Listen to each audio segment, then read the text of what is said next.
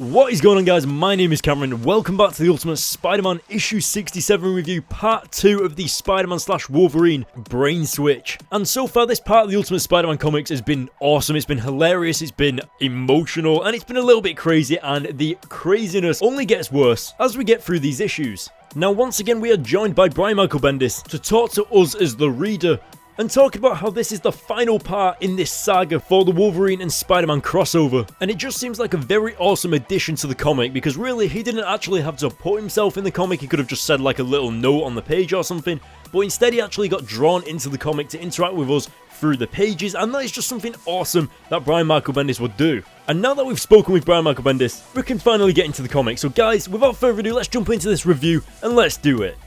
Alright, so the issue picks up directly from where the previous issue left off, with Wolverine running away from the police, or should I say Peter Parker running away from the police, and obviously he eventually gets caught. A car, well, lands on top of him, and basically Peter is in the worst situation ever right now, because he doesn't know how these powers work, he doesn't know how to retract his claws, he doesn't know how to heal, or like what, he doesn't know anything about Wolverine pretty much, and the entire issue is just him accidentally retracting and putting his claws back out and stuff like that. It's absolutely hilarious. I love how Brian Michael Bendis used Wolverine's claws as a way to torture Peter by accident. It's amazing.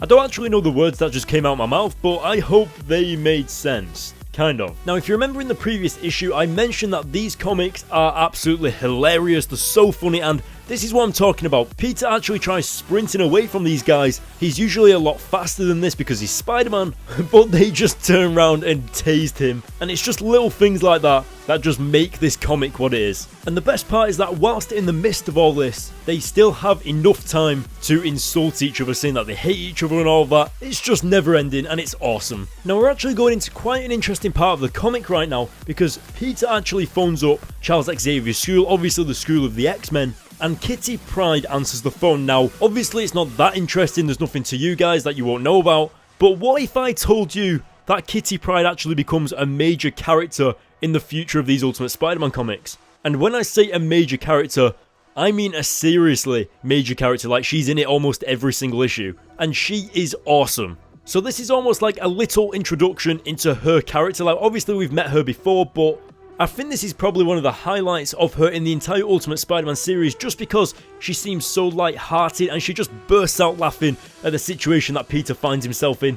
And it just shows that she doesn't really take anything too seriously. Now, of course, the X-Men see this sort of stuff all the time. They see brain switching and all craziness like this on a regular basis. So she's not fazed by it whatsoever. You see what I did there? Phased, because Kitty Pryde phases through walls. No one's laughing. Okay.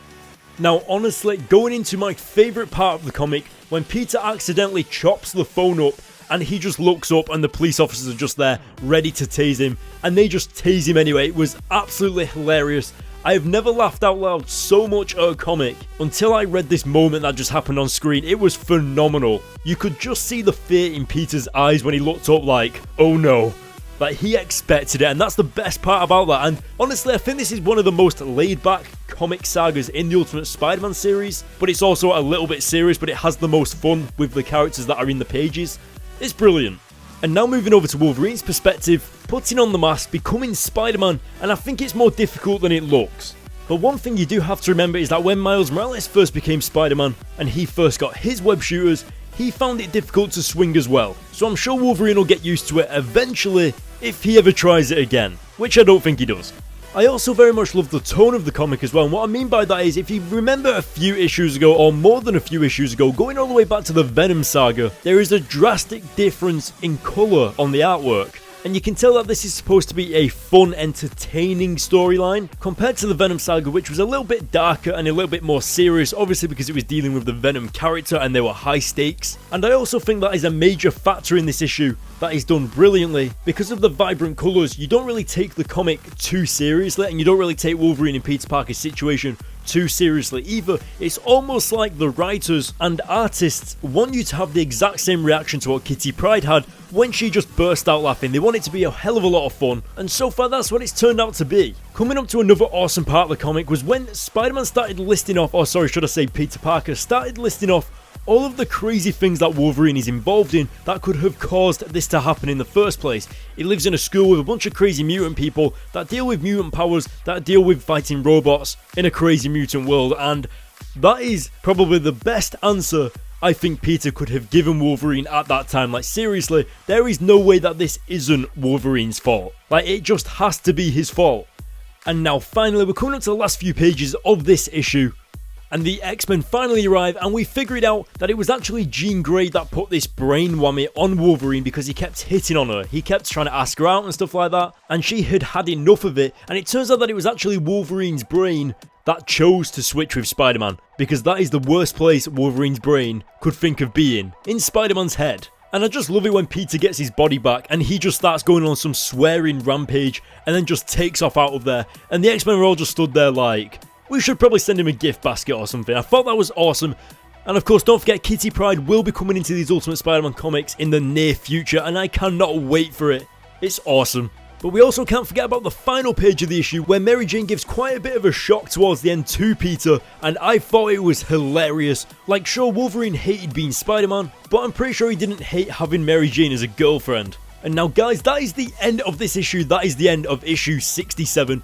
What did you guys think? Let me know in the comment section below. What did you think of Wolverine? What did you think of Spider-Man? And do you wish the Spider-Man/Wolverine team up would continue? Because I kind of do. It's almost like having Spider-Man and Deadpool working together. They hate each other, but they still have to work together. And so guys, I'm going to give this issue a 9 out of 10. It was amazingly funny. I don't think I've had this much fun with a comic in a while, especially the laugh out loud moments that it gave us, and just Peter's reactions to everything. The way that he just knew that it wasn't his fault and it had to be something that Wolverine had done was such a Peter Parker thing to do, like knowing that it wasn't his fault. And of course his swearing rampage at the end there, it gave me a few laughing moments. But until next time guys, that is the end of this review. Follow me on Twitter and Facebook by going to the links in the description. You can support this channel by clicking the support RVM on the banner of this YouTube channel. And last but not least guys, hit the subscribe button, hit the like button on this video if you did indeed like it. And I'll see you next time.